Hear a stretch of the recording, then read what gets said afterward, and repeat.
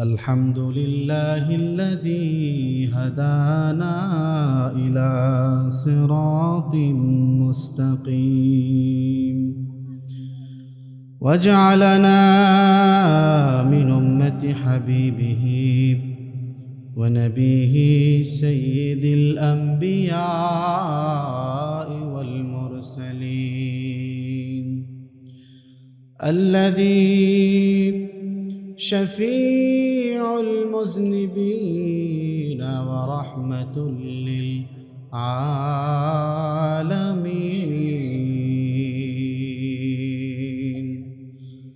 نبينا نبي والآدم بين الماء والتين الله زاد محمدا تعظيما وقال الله سبحانه وتعالى في كلامه المجيد وفرقانه الحميد أعوذ بالله من الشيطان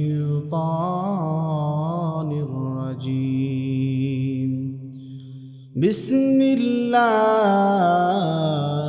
الرحمن الرحيم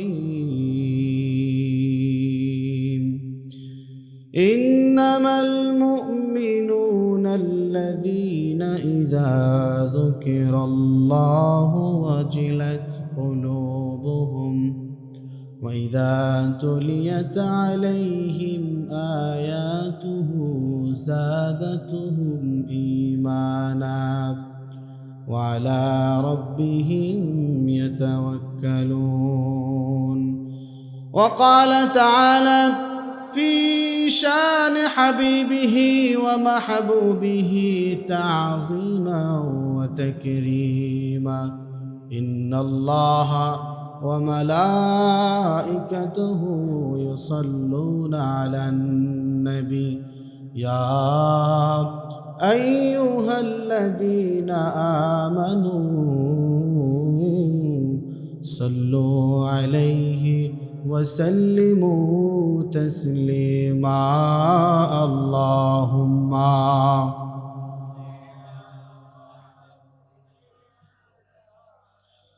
مولانا محمد وعلى آل سيدنا আরো জোরে সুরে মোহাব্বতে পড়ুন আল্লাহুম্মা সাল্লি আলা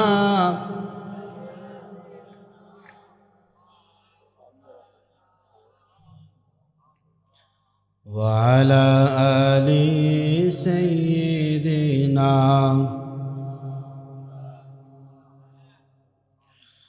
مدينة مدينة نور مدینہ مومنوں کی گنگنا ہے دیدار مدینہ عاشقوں کی تمنا ہے اللہم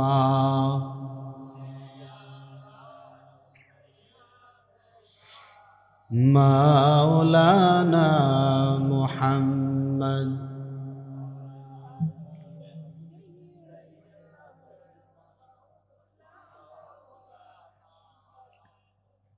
اللهم صل وسلم وبارك عليه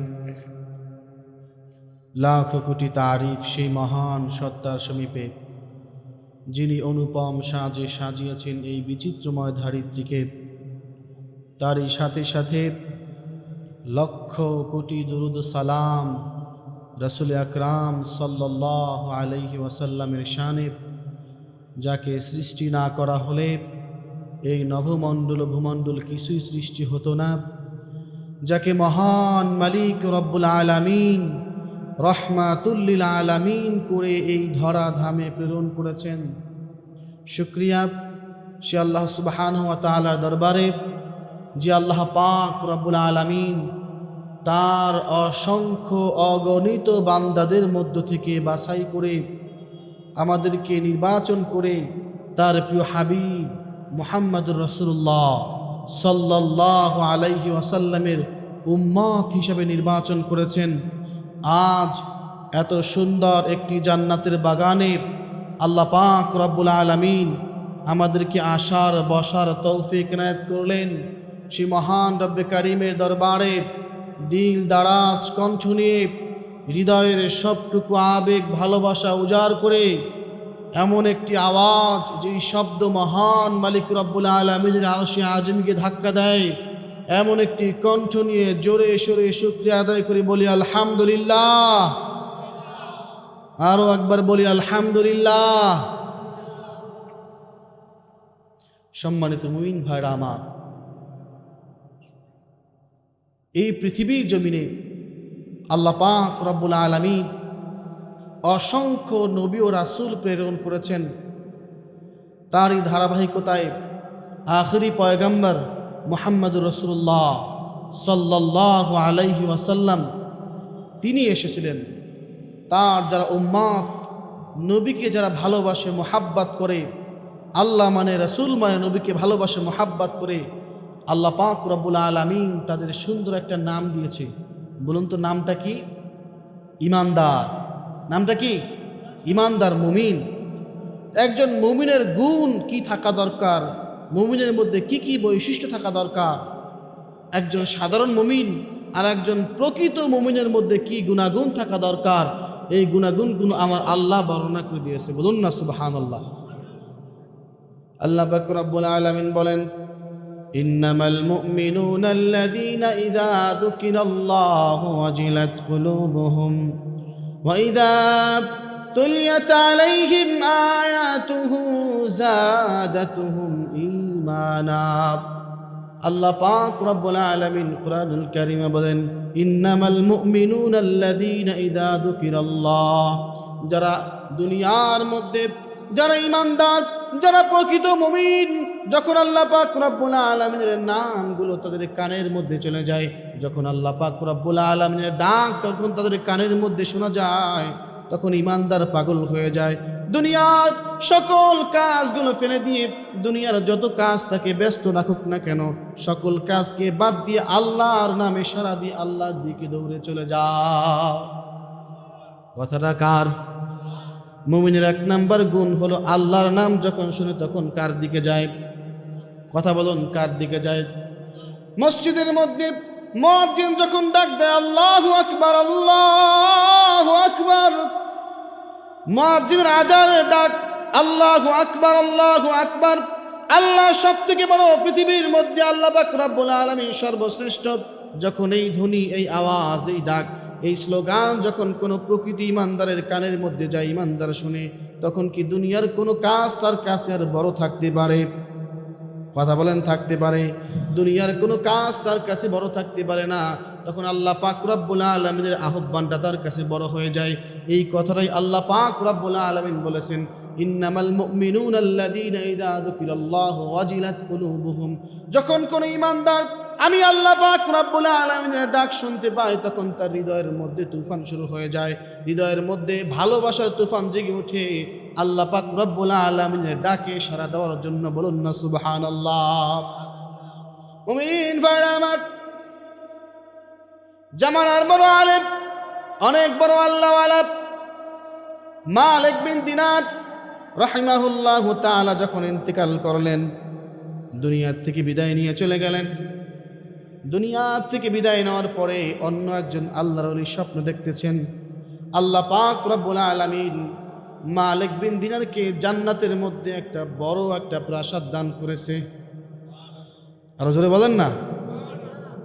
আল্লাহ পাক রব্বুল আলামিন তাকে জান্নাতের মধ্যে বড় একটা প্রাসাদ দান করেছে। স্বপ্নের মধ্যে ওই দুই আল্লাহর ওলির মধ্যে কথা হচ্ছে, দুই বান্দার মধ্যে কথোপকথন হচ্ছে। যখন মালিক বিন দিনারকে জিজ্ঞাসা করলো, আল্লাহ পাক রব্বুল আলামিন তো আপনাকে মাফ করে দিয়েছে। তিনি বলেন, আল্লাহ পাক রব্বুল আলামিন আমাকে ক্ষমা করে দিয়েছে, কিন্তু আমার আফসোস হয় আমার বাড়ির সামনে যে কামার ছিল, আপনারা কামার চিনেন তো? দা বটি কাচি বানায় আগুনের মধ্যে পড়ায়। আমার বাড়ির সামনে একজন কামার ছিল, কামার। আল্লাহ পাক রব্বুল আলামিন আমাকে যেই জান্নাত দিয়েছে এর থেকেও বড় জান্নাত, সম্মানিত জান্নাত ওই কামারকে দিয়েছে। আমি এত আল্লাহওয়ালা হয়েছি, বড় আলেম হয়েছি, কিন্তু জানি না সে কি এমন ইবাদত করেছে, কি আমল করেছে, আল্লাহ আমার থেকেও তাকে বেশি সম্মান দান করেছে।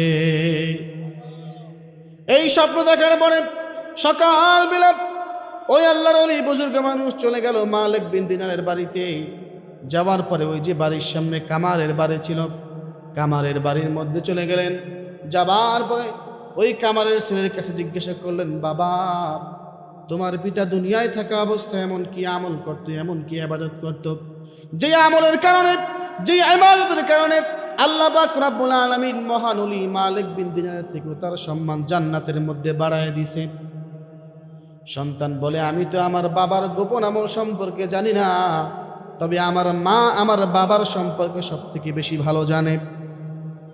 বলে, তোমার মায়ের কাছে চলে যাও, গিয়ে তার কাছে প্রশ্ন করো এমন তার ব্যক্তিগত বিশেষ কি আমল ছিল, যে আমলের কারণে আল্লাহ পাক রব্বুল আলামিন ওই মালিক বিন দিনারের থেকেও তার সম্মান জান্নাতের মধ্যে বাড়ায় দিছে। যখন ওই কামারের স্ত্রীর কাছে প্রশ্ন করা হয়, ওই কামারের স্ত্রী বলে, আমার স্বামীর ব্যক্তিগত কোনো আমল ছিল না, অত কোনো বড় কোনো ইবাদত ছিল না, বেশি নামাজ পড়তে পারতো না, কিন্তু আমার স্বামীর মধ্যে একটা গুণ আমি সারা জীবন দেখেছি। তিনি সারাদিন কাজ করতেন, লোহা গরম করে হাতুড়ে দিয়ে বারবার পিটাইতেন, সে দিয়ে তিনি দা কাচি বটি এগুলা তৈরি করতেন। কিন্তু যখনই তার কানের মধ্যে মুয়াজ্জিনের আজান চলে আসতো, যখন নাকি মুয়াজ্জিন মসজিদের মধ্যে আল্লাহু আকবার বলে ডাক দিত, আমার স্বামী যদি ওই সময় হাতুড়িটা উঠাইয়া পিছনের দিকে নিত, যদি মুয়াজ্জিন আল্লাহু আকবার বলতো, ওই হাতুড়ি আর সামনের দিকে আনতো না, পিছনের দিকে ছেড়ে দিয়ে জান্নাতের মধ্যে চলে যাইত। ওই কথাই আল্লাহ পাক রব্বুল আলামিন বলেছেন, ইন্নামাল মুমিনুনা আল্লাযীনা ইযা যুকিরাল্লাহু ওয়াজিলাত কুলুবুহুম। দুনিয়ার মধ্যে যারা প্রকৃত ঈমানদার, যারা প্রকৃত মুমিন, যখন আল্লাহ পাক রব্বুল আলামিনের নাম শুনে, আল্লাহ পাকের ডাক শুনে, হৃদয়টা ব্যাকুল হয়ে যায়, পাগল হয়ে যায়, হৃদয়টা কম্পিত শুরু হয়ে যায়। কথাটা কার? বলুন না, কথাটা কার? মুমিন ভাইরা আমার, ওই আল্লাহর ওলি জিজ্ঞাসা করলে তার আর কোনো বিশেষ কোনো আমল আছে কিনা? ওই কামারের স্ত্রী বলে, আর একটা আমল তার মধ্যে ছিল, তিনি যখন রাতের বেলা ঘুমাতে যেতেন, আমার বাড়ির সামনে মালিক বিন দিনারের বাড়ি, অনেক বড় আল্লাহওয়ালা, অনেক বড় আলেম, তিনি সারা রাত ভরে নামাজ পড়তেন, আল্লাহ পাক রব্বুল আলামিনের দরবারে ইবাদত করতেন, কিয়ামুল লাইল করতেন। আমার স্বামী যখন রাতের বেলা ঘুমায় যাইতেন, যখন শুয়ে পড়তেন, তখন চোখের পানি ছেড়ে দিয়ে আল্লাহর দরবারে কান্নাকাটি শুরু করতেন, মালিক, তুমি আমাকে গরিব বানাইছো, আমাকে টাকা দাও নাই, পয়সা দাও নাই, আমাকে বড়লোক বানাও নাই। আমি গরিব বলে আজকে সারাদিন আমাকে কাজ করতে হয়, সারাদিন আমি ভারী কাজ করার কারণে আমার শরীরটা ব্যথা হয়ে যায়, আমি রাত্রেবেলা আর পরিশ্রম করতে পারি না, দাঁড়িয়ে দাঁড়িয়ে নামাজ পড়তে পারি না। ওই মালিক বিন দিনার, যাকে তুমি অনেক বড়লোক বানাইছো, টাকা দিয়েছো, পয়সা দিয়েছো, সম্পদ দিয়েছো, সম্মান দিয়েছো, তিনি দিনের বেলাও তোমার ইবাদত করে, রাতের বেলায় তোমার দরবারে দাঁড়িয়ে দাঁড়িয়ে নামাজ পড়ে। মানুষটাকে আল্লাহর ওলি বলে, আলেম বলে, ও মহান মালিক রব্বুল আলামিন, দুনিয়ার মধ্যে মানুষ আমাকে কামার বলে ডাক দেয়, কিয়ামতের ময়দানে তুমি আমাকে কামার বলে ডাক দিও না, আমাকে তোমার বান্দা বলে ডাক দিও।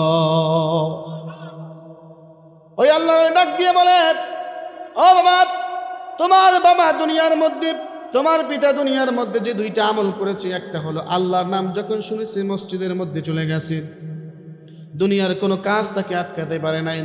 আর একটা ছিল দুনিয়ার মধ্যে তিনি আমল করতে পারে নাই, কিন্তু আফসোস করেছে। কি করেছে? কথা বলেন না। নিজে ইবাদত করতে পারে নাই, মালিক বিন দিনার সারা রাত্র ইবাদত করেছে, ওইটা থেকে আফসোস করেছে, আল্লাহর দরবারে কান্নাকাটি করেছেন। আল্লাহ ওই চোখের পানি কবুল করে মালিক বিন দিনার মহান একজন ওলি, আল্লাহ পাক রব্বুল আলামিনের বড় একজন ওলি, কিন্তু তার থেকেও বড় জান্নাত আল্লাহ ওই সাধারণ কামারকে দান করে দিয়েছে। ইন্নামাল মুমিনুনা আল্লাযীনা ইযা যুকিরাল্লাহু ওয়াজিলাত কুলুবুহুম। ঈমানদারের অন্তরটা কেঁপে ওঠে। কি করে? ইমানদারের অন্তরটা কেঁপে ওঠে। মুমিন ভাইরা আমার, বনি ইসরাইল যুগের এক মহিলা, অনেক গরিব মানুষ ছিলেন, অনেক অসহায় ছিলেন। তার স্বামী ইন্তেকালের পরে নিজের সংসার চালানোর মতো তার সামর্থ্য তার মধ্যে ছিল না। ঠিক ওই মুহূর্তে তার বাচ্চা ক্ষুধার তাড়নায় কান্নাকাটি করতেছে। ওই সময় তিনি বাচ্চার কান্নাকাটির কারণে তার চাচাতো ভাইয়ের কাছে চলে গেলেন। কার কাছে? কথা বলেন না। চাচাতো ভাইয়ের কাছে চলে গেলেন। যাওয়ার পরে আর্জি করলেন, ও ভাই, আমি অনেক গরিব হয়ে গেছি, আমার কাছে কোনো সম্পদ নাই। আজকে আমি বিপদে পড়ে তোমার কাছে এসেছি, আমার কাছে টাকা নাই, পয়সা নাই, আমার বাচ্চা ক্ষুধার তাড়নায় কান্নাকাটি করতেছে, আমাকে কিছু ধার কর্জ দাও, আমাকে কিছু কর্জে হাসানা দাও, আমাকে কিছু সাহায্য করো, আমি আবার সময় মতো তোমাকে ফিরাই দিব। চাচাতো ভাই তাকে একটা শর্ত লাগাই দিলেন। কয়টা শর্ত? একটু খেয়াল করেন না, কয়টা? একটা শর্ত দিয়েছি, আমি তোমাকে সাহায্য করব, তবে শর্ত হলো একটা, তুমি যদি আমার চাহিদা পূরণ করতে পারো তাহলে আমিও তোমার চাহিদা পূরণ করব, তোমার চাওয়া পূরণ করব। যখন নাকি এই কথা বললেন, তাকে খারাপ প্রস্তাব দিলেন। ওই মহিলা তার ঘর থেকে বের হয়ে চলে গেলেন, কিন্তু বাসার মধ্যে গিয়ে দেখলেন তার সন্তান ক্ষুধার তাড়নায় অনেক কান্নাকাটি করতেছে। সন্তানের মুখের দিকে তাকায় আর সহ্য করতে পারলেন না, আবার চলে গেলেন ভাইয়ের বাসায়। যাবার পরে তিনি এবার বললেন, আমি আবার এসেছি, আমাকে সাহায্য করো। চাচাতো ভাই তাকে বলল, মনে আছে নাকি পূর্বের শর্তটা, আমার চাহিদা পূরণ করতে হবে? তিনি বললেন, আমি রাজি আছি, সমস্যা নাই। এরপরে তিনি যখন কাপড় খুলে, পোশাক খুলে তার সামনে অগ্রসর হচ্ছিলেন, তখন ওই পুরুষ লোক দেখতে পাচ্ছিলেন যে তার বোন কাঁপাকাঁপি শুরু করতেছে, তার শরীরটা খুব কাঁপতেছে, তিনি ভয় কম্পিত হচ্ছে। তাকে প্রশ্ন করলেন, তুমি কেন কাঁপতেছো, কেন ভয় পাচ্ছ? তিনি বললেন, আমি তোমার ভয় পাচ্ছি না, আমি দুনিয়ার সম্মানের ভয় পাচ্ছি না, মানুষ আমাকে খারাপ কথা বলবে এই ভয় আমি পাচ্ছি না, আল্লাহর কসম আমি ভয় পাচ্ছি, কাল কিয়ামতের ময়দানে আল্লাহ পাক রব্বুল আলামিন যখন আমাকে প্রশ্ন করবে, সাধারণ একটু ক্ষুধার তাড়নায় আমি আল্লাহকে ভুলে গেছো, তুমি খারাপ কাজে চলে গেছো, গুনাহের কাজে চলে গেছো, ওই ভয়ের কারণে আমার অন্তর কাঁপতেছে, আমার কলিজাটা দরফর করে কাঁপতেছে। চাচাতো ভাই যখন এই জিনিসটা দেখলেন, তিনি বললেন, যাও, তোমার যা সাহায্য দরকার তুমি নিয়ে চলে যাও, এই টাকা তোমাকে আর ফেরত দিতে হবে না। তিনি চলে গেলেন। এই যে অন্তরটা কাঁপতেছেন, ওই কথাটাই আল্লাহ পাক রব্বুল আলামিন বলেছেন, ইন্নামাল মুমিনুনা আল্লাযীনা ইযা যুকিরাল্লাহ। যখন দুনিয়ার মানুষ কোনো খারাপ কাজের দিকে ধাবিত হতে যায়, শয়তান যখন কোনো ঈমানদারকে খারাপ কোনো কাজের দিকে ডাকে, ওই সময় আল্লাহ পাক রব্বুল আলামিনের কথা স্মরণ হলে কোনো ঈমানদার ঠিক থাকতে পারে না। আল্লাহ পাক রব্বুল আলামিনের ডাকে সাড়া দিয়ে আল্লাহর দিকে চলে যায়। জোরে বলুন না সুবহানাল্লাহ।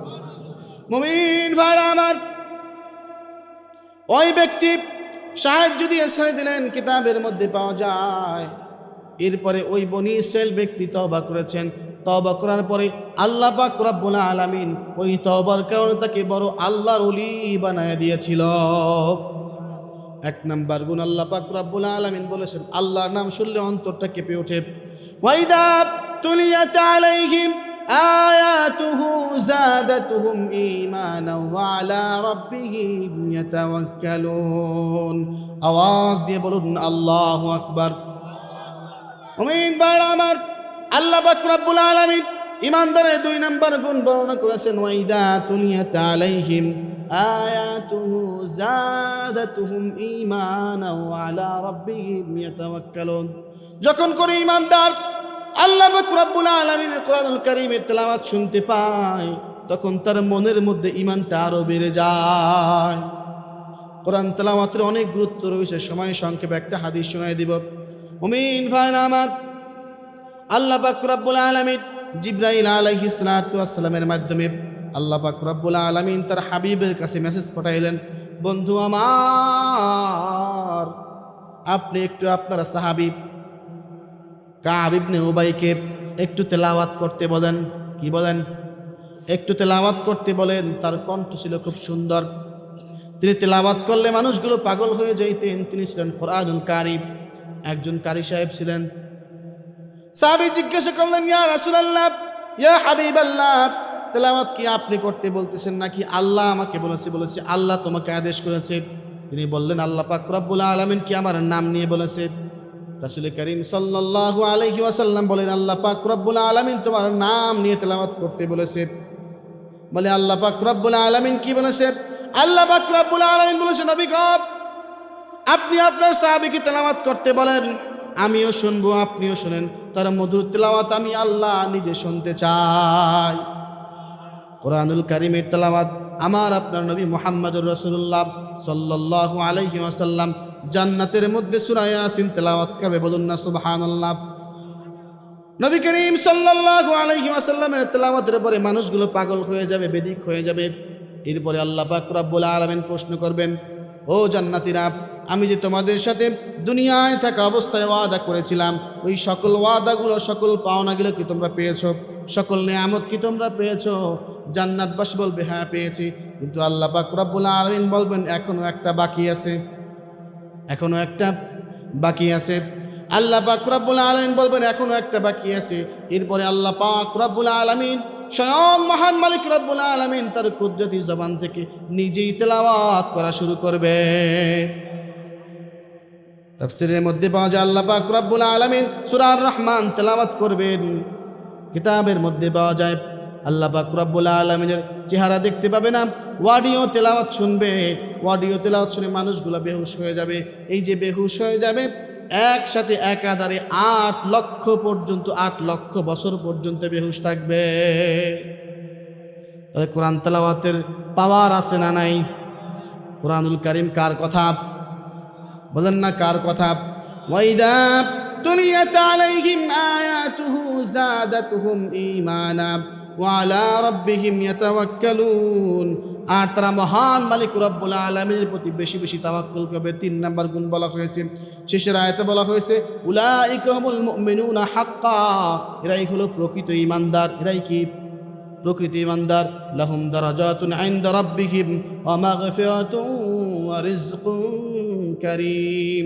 লাহুম দারাজাতুন ইনদা রাব্বিহিম, যাদের মধ্যে এই 5টা গুণ থাকবে, প্রকৃত ঈমানদারের পুরস্কার আল্লাহ পাক রব্বুল আলামিন বলেছেন তাদের জন্য রয়েছে জান্নাতের মধ্যে মহা বড় পুরস্কার। ওয়া মাগফিরাতুন ওয়া রিজকুন কারীম, আর তাদের জন্য রয়েছে জান্নাতের মধ্যে অসংখ্য অফুরন্ত রিজিক নিয়ামত, এবং তাদের জন্য রয়েছে রিজকুন কারীম, সম্মানজনক রিজিকের ব্যবস্থা আল্লাহ পাক রব্বুল আলামিন করে দিবে। আল্লাহ পাক রব্বুল আলামিন যে 5টা গুণের কথা বলেছেন, ওই 5টা গুণ আমাদের মধ্যে থাকার দরকার আছে না নাই? সংক্ষেপে শেষ করে দিচ্ছি। 1 নাম্বার হলো আল্লাহ পাকের নাম শুনে অন্তর কেঁপে ওঠে, আল্লাহর নামের ডাকে সাড়া দেয়। 2 নাম্বারে হলো যখন কোরআন তেলাওয়াত করা হয় তখন ঈমান বেড়ে যায়। 3 নাম্বারে হলো আল্লাহর উপরে তাওয়াক্কুল করা। কার উপরে? করে বলেন কার উপরে? বিপদ আপদে পড়লে কার উপরে তাওয়াক্কুল করব? আল্লাহর উপরে তাওয়াক্কুল করব। 3 নাম্বার হলো 5 ওয়াক্ত নামাজ ঠিক মতো পড়া। কয় ওয়াক্ত? নাকি সপ্তাহে 1 ওয়াক্ত? সাপ্তাহিক মুসল্লি নাকি 5 ওয়াক্তের মুসল্লি? 5 ওয়াক্তের মুসল্লি হতে হবে, এবং যাকাতগুলো ঠিক মতো আদায় করতে হবে। এই 5টা গুণ, 5টা বৈশিষ্ট্য যার মধ্যে থাকবে, আল্লাহ পাক রব্বুল আলামিন তার জন্য জান্নাতের মধ্যে মহা পুরস্কার রেখে দিয়েছে। এই 5টা গুণ রাখা যাবে তো ইনশাআল্লাহ? আল্লাহ পাক রব্বুল আলামিন আমাদের সকলকে প্রকৃত ঈমানদারের যে গুণাগুণ রয়েছে, এই গুণাগুণগুলো নিজের হৃদয়ে প্রকৃতভাবে ধারণ করে, অর্জন করে একজন খাঁটি ঈমানদার, প্রকৃত ঈমানদার, একজন খাঁটি আল্লাহওয়ালা হয়ে এই পৃথিবীর থেকে জান্নাতি মানুষ হয়ে কবরের ঘরে যেন রওনা দিতে পারি, সেই তৌফিক আল্লাহ পাক রব্বুল আলামিন আমাদের সকলকে দান করুন বলে আমিন।